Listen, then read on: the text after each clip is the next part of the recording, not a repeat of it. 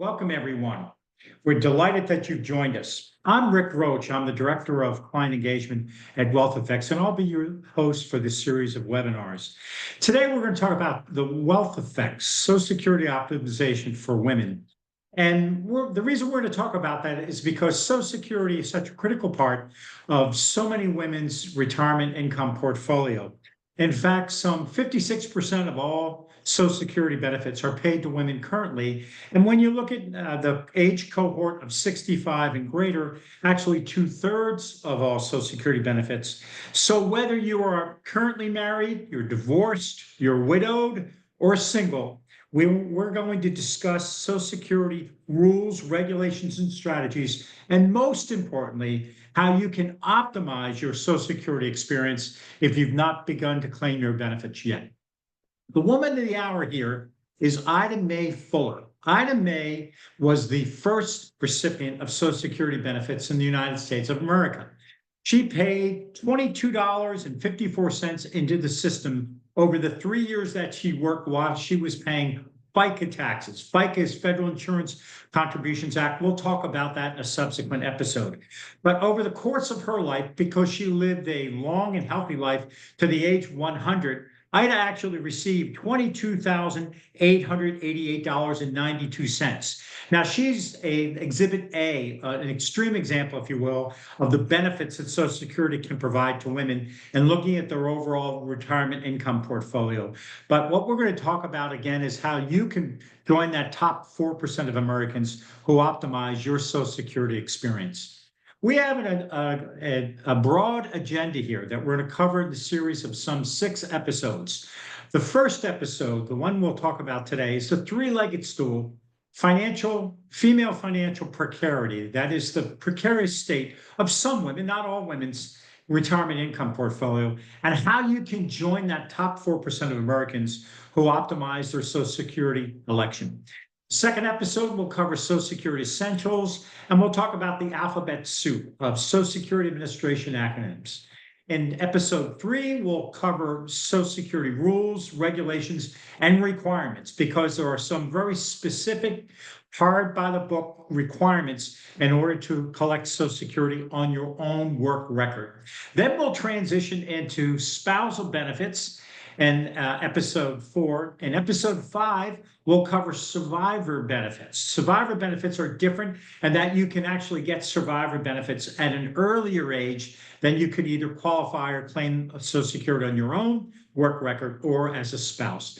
And then we'll cover the second part of survivor benefits in our last episode. And most importantly, we'll talk about next steps, how you can minimize taxes not only on your Social Security income, but on your retirement income portfolio altogether. So without any further ado, let's talk about a metaphor that was developed in the late 1940s, 1950s by a former MetLife actuary. And this metaphor used a stool, a three-legged stool, as a metaphor to explain a retirement income portfolio. The first leg of that stool you'll see there is the personal savings leg. Now, because women on average are paid only about 82 cents of every dollar that a man earns in a comparable occupation, the sad fact is that most women have smaller personal savings accounts and smaller personal savings assets than do males, again, of comparable age and comparable occupations. The second leg of that stool was intended to be the company pensions or the defined benefit plan. Now, defined benefit plans, as you see, their prevalence in the American workplace has declined dramatically.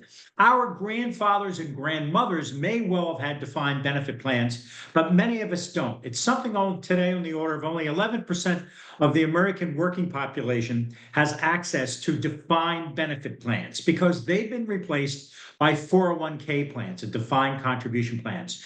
So that particular company pensions, on average, many women have lower company pensions or 401k balances than men who work in comparable occupations of comparable age. And then the final stool that we have here is the Social Security leg. And the Social Security leg stool was changed back in 1983. That dramatic change, what it did, it was raise the age get your full retirement benefits from age 65. It raised it gradually to ages of 66 and 67. Now, the net effect of that is a across the board reduction in the amount of benefits that Social Security recipients receive as a result of this law that went into effect in 1983 and then was gradually phased in. That is, again, across the board cut, if you will, to Social Security recipients because we have to wait longer to collect our full retirement age benefit. And in fact, because of that several year delay now, the amount of Social Security income that we would have received compared to previously would have been less. The bottom line on this is when you look at that retirement income stool, it has some very, very shaky legs. And so what we're going to do is we're going to talk about how you can strengthen those legs.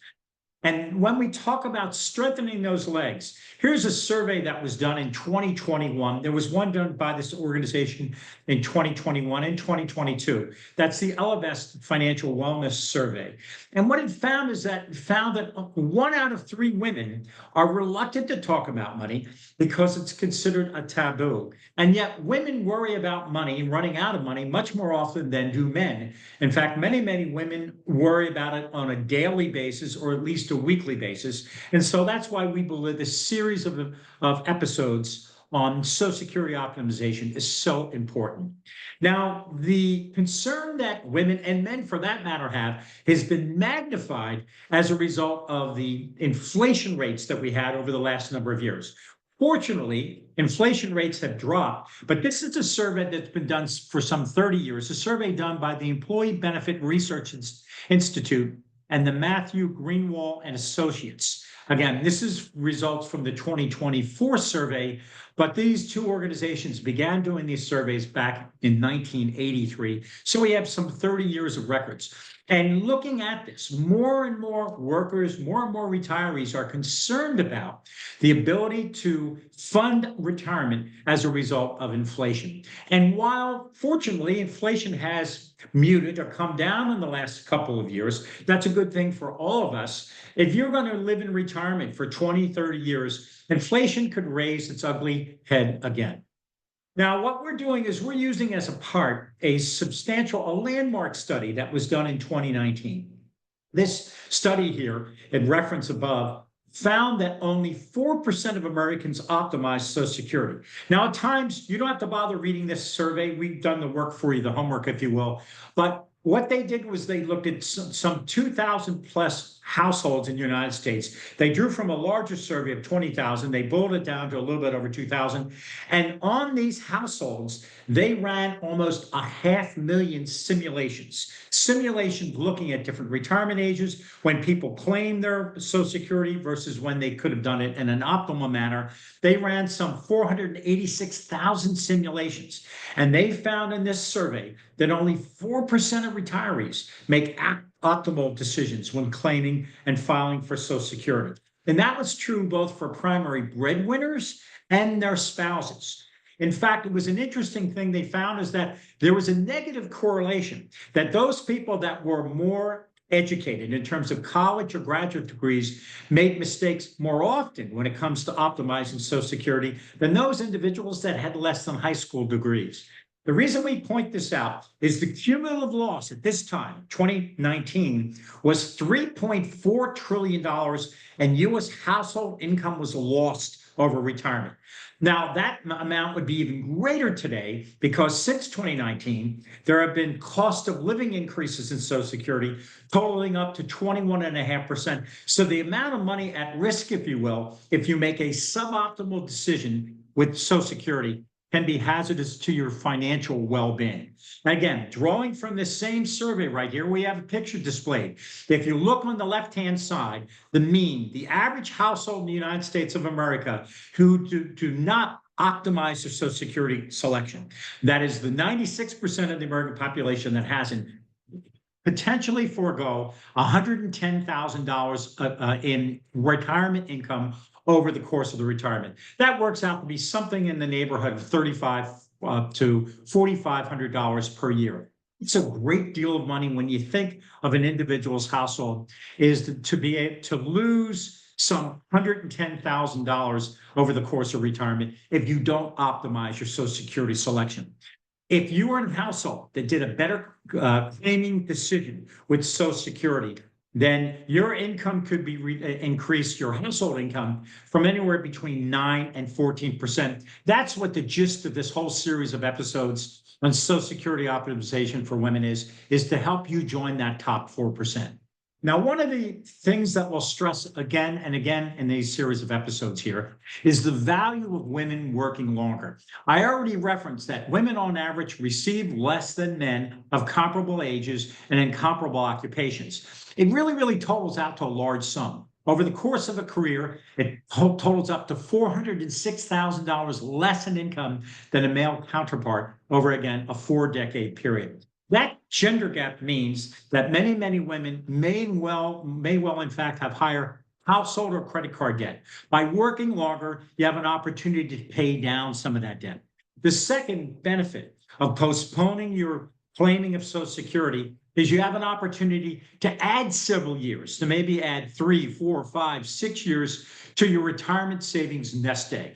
The third thing that happens is if you look at your retirement nest egg outside of Social Security, you're reducing the retirement drawdown period. That is, you need to take out less money out of your retirement nest egg, your 401k or your IRA, if in fact you're working longer. And finally, and this is a very critical benefit, if you will, of postponing the election of Social Security, is you raise your annual Social Security benefit by average 8% per year, starting from ages 62 to age 70. And then age 70, you no longer get an additional benefit by holding off.